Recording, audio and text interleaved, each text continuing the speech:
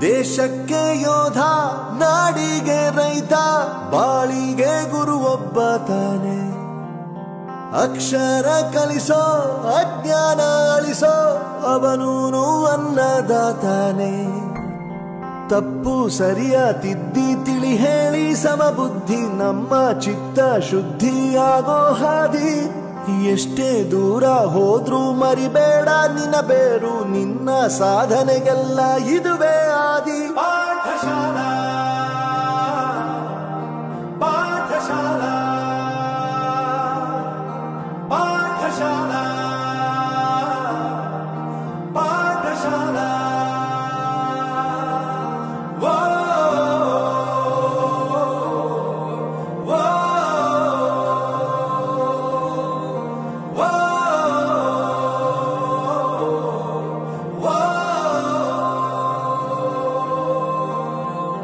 ದೇಶಕ್ಕೆ ಯೋಧ